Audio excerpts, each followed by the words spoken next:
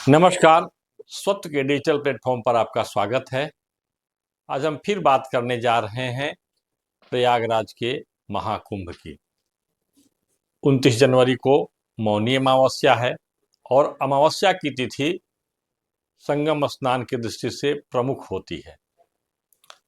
लेकिन संगम पर जो प्रयागराज के जो संगम है, गंगा, यमुना और सरस्वती, इन तीन पवित्रतम नदियों का जो संगम है, उस पर जो महाकुंभ हुआ है और महाकुंभ के अवसर पर क्या होता है, और महाकुंभ कहीं न कहीं अपने अर्थ में, कहीं न कहीं अपने व्यवहार में कुछ भटका हुआ दिख रहा है। आज इसकी चर्चा हम करेंगे। महाकुंभ के बारे में कहा गया है या पूर्ण कुंभ के बारे में कहा गया है कि संगम पर ऋषि संयम करहीं, शुद्ध बुद्ध बल आत्म धरहीं, इंगला पिंगला सुषमन नाड़ी, गंग जमुन सरस्वती सुखकारी। मतलब इस शरीर में जो भी है वो ब्रह्मांड में है, और संगम पर जब एकत्रित होते हैं सभी संप्रदाय के महामंडलेश्वर, ऋषि, महर्षि, जगत गुरु, तो उस संगम पर संयम करते हैं। संयम किसका करते हैं? 1 माह तक निवास करके अपने तप का संयम करते हैं। मन के स्तर पर जो साधना होती है, वाणी के स्तर पर जो साधना होती है, आत्मा के स्तर पर जो साधना होती है, वो साधना भी करते हैं। और लगातार 12 वर्षों तक साधना में जो प्राप्त करते हैं उसे एक दूसरे को प्रदान भी करते हैं।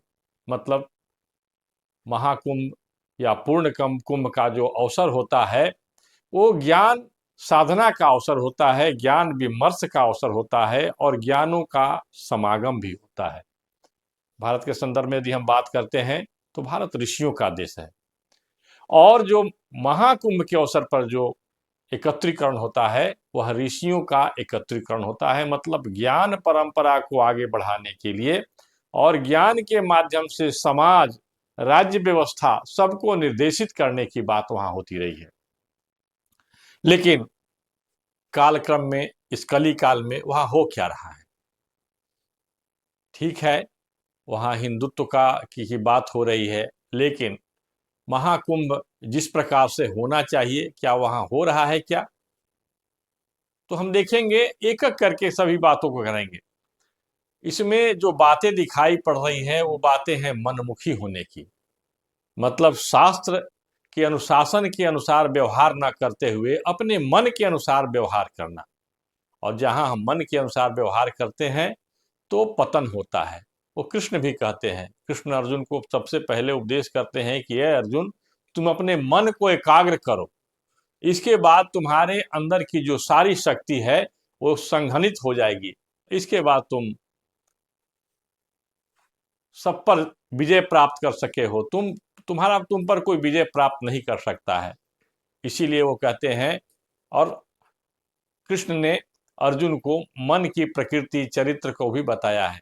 अर्जुन से जब बात होता है, कहते हैं कि मन को रोको, तो अर्जुन कहता है असंशयम महाबाहो मनो दुर्निग्रह चलम अभ्यासे न तु कौन्तेय वैराग्ये न च गृह्यते। ये कृष्ण कहते हैं कि तुम जो कह रहे हो कि मन को चंचलम ही मना कृष्ण प्रमाथि बलवद दृढ़ तस्याहम निग्रहम मन्ने वायुरीव सुदुष्करम। मतलब हवा को रोकने के लिए कह दे हैं भगवान श्री कृष्ण, योगेश्वर श्री कृष्ण, तो मैं हवा को अपने दिव्यास्त्रों से रोक दूंगा।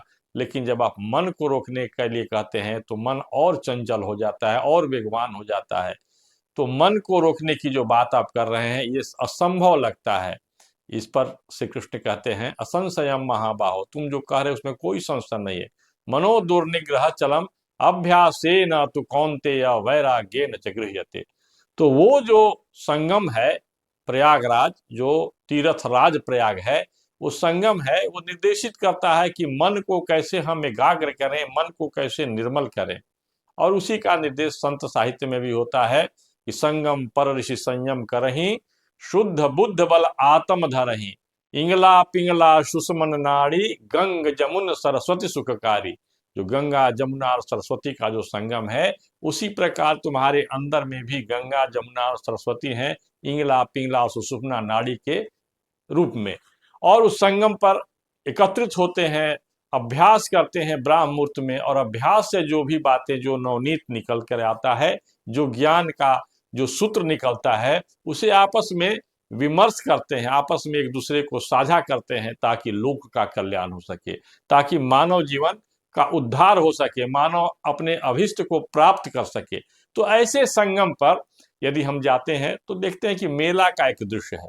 मेला का दृश्य होगा जब करोड़ों लोग एकत्रित होंगे तो उनके भोजन का, रहने का, जाने का, आने का व्यवस्था होनी चाहिए। लेकिन इसमें जब दिखाई पड़ती है कि महामंडलेश्वर क्या व्यवहार कैसा है, धर्मगुरु का व्यवहार कैसा है, धर्मगुरुओं के वेश में उपस्थित कुछ लोगों का जो श्रृंखल व्यवहार भी होता है, तो ये नियंत्रित यदि नहीं हुआ तो प्रयागराज का जो महाकुंभ है वह अपने अर्थों से भटक जाएगा, वो अपने मूल्य से भटक जाएगा। और इसका डर सबको सताने लगा है। ये इसका मतलब यह नहीं कि हम इसकी भर्त्सना कर रहे हैं। ये काल के प्रभाव के कारण, काल के प्रभाव के कारण आज जो जितने जो तकनीकी विकास हुए हैं उसका भी प्रभाव हो सकता है।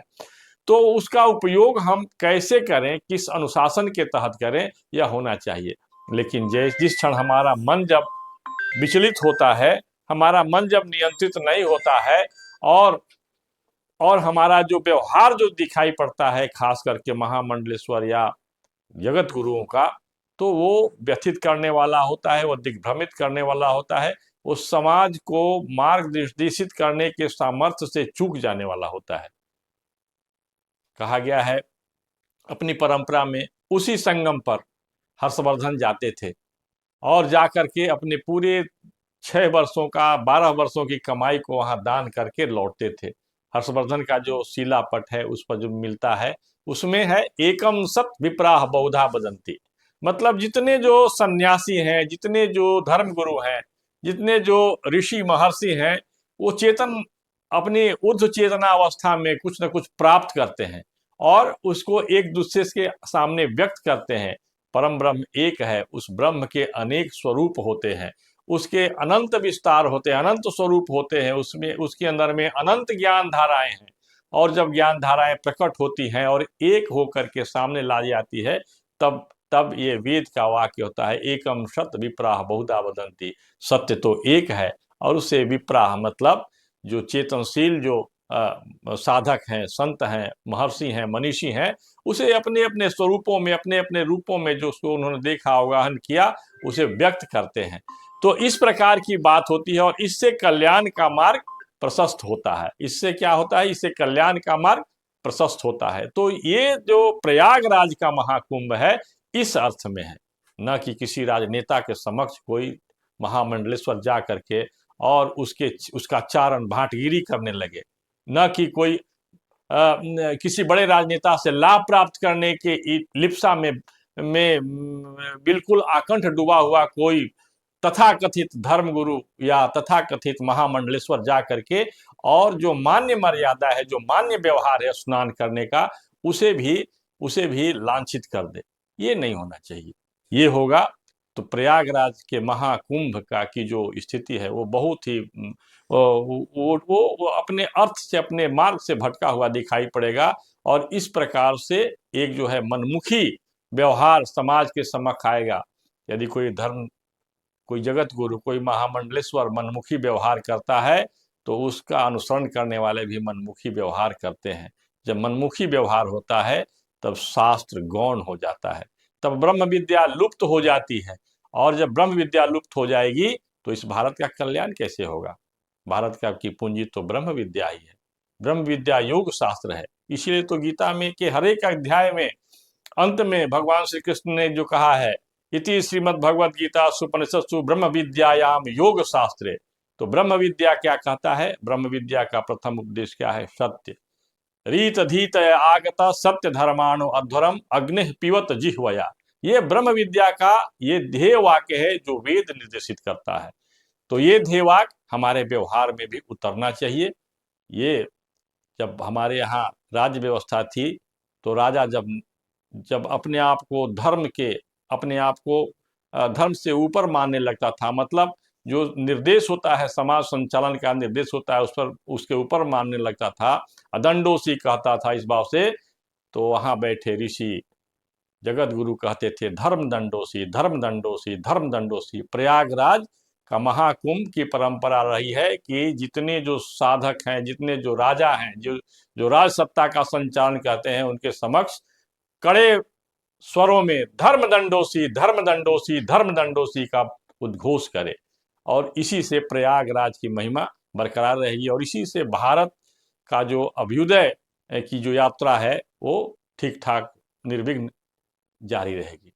आज के वीडियो में बस इतना ही, फिर मिलेंगे। नमस्कार।